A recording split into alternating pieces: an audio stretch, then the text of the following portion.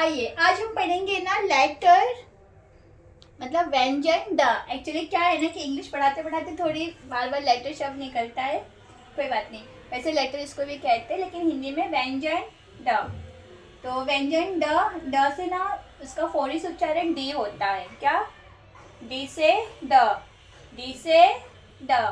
तो चलिए अब हम ना पढ़ते हैं द। ओके, तो ड ना हम लिखते कैसे, पहले ये देखते हैं। पहला हल्का सा स्टैंडिंग किया, वैसे मैं बार बार सिखाई हूँ ना। ई कैसे लिखते हैं, लाइक ई जैसा ही है, ऐसे किया ट जैसा। फिर ये वाला पार्ट है ना, इसे जस्ट पीछे फोल्ड करेंगे, ठीक है। तो ये हो गया हमारा ड से डमरू होता है, पता है ना भोलेनाथ का वो। ये है हल्का सा ट किया, इसे यहाँ पे देखिए चौक रख के ना इसको से मूव कर लेंगे। ये हो गया हमारा ड। एक्चुअली क्या है ना, हिंदी अब इंग्लिश सब इतना पढ़ रहे हैं ना कि हिंदी को ना मोस्ट ऑफ लोग भूल गए हैं। कभी कभी तो मैं देखती हूँ ना कि टीवी में भी मुझे हिंदी मिस्टेक दिखती है, लेकिन अब वहाँ बोल नहीं सकती क्योंकि हमारे समय में एकदम अच्छे से पढ़ाते थे। देखिए ये है हमारा लेटर ड, व्यंजन ड, या वर्णमाला में आता है, इसे वर्णमाला भी कहते हैं। तो वर्णमाला ड। देखिए आप ना मुफ्त में पढ़ेंगे, घर पे पढ़ेंगे और अच्छा पढ़ेंगे। तो ये ना स्पेशली उनके लिए है जिनको ना हिंदी या इंग्लिश मराठी पढ़ने लिखने नहीं आती। तो बहुत शुरू से ही मैंने अपने चैनल में ना बहुत स्टार्टिंग से इतना स्टार्टिंग कर दिया कि मैंने स्टैंडिंग और स्लीपिंग लाइन भी बता दी आप लोगों को, ठीक है। तो ये है लेटर ड। देखिए मैं लिखती कैसी हूँ ना, हल्का स्टैंडिंग, फिर नाउ, फिर ऐसे राउंड। ओके, थोड़ा सा हाथों में लचक लाइए। कमर में लचक तो सबको होती है, लेकिन जब हाथ की लचक काम करती है ना तो पूरा देश बदल जाता है, ठीक है। तो ये हमारा ड।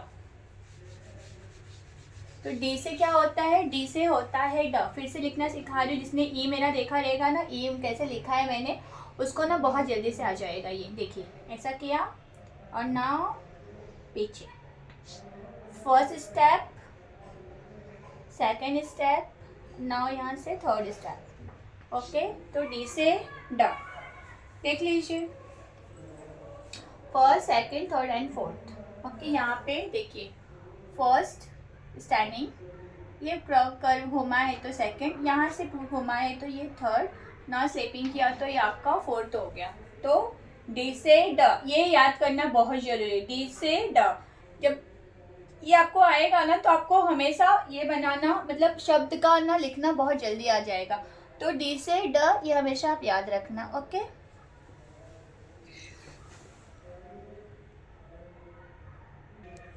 अब ड से क्या आता है ना, मुँह देख लेते हैं। ड से आता है डमरू, ड से डब्बा, ड से डाकघर, ड से डफली, ड से डाकिया। जो पहले हम छोटे थे ना तो सबने इन्हें देखा रहेगा, अब तो खैर मोबाइल हो गया हमारे पास। तो ड से डाकिया, ड से डाली, ड से डोली। उस ज़माने में औरतें डोली से ही जाती थी। अब बच्चों को सिखाना होगा कि डोली हमेशा दुल्हनों की होती थी। जो उस ज़माने में दुल्हन विदा होती थी ना, तो जब मोटर कार सबके बस की बात नहीं थी तो डोली ही बनती थी। और ड से डंडा। ओके, तो ये है हमारा ड।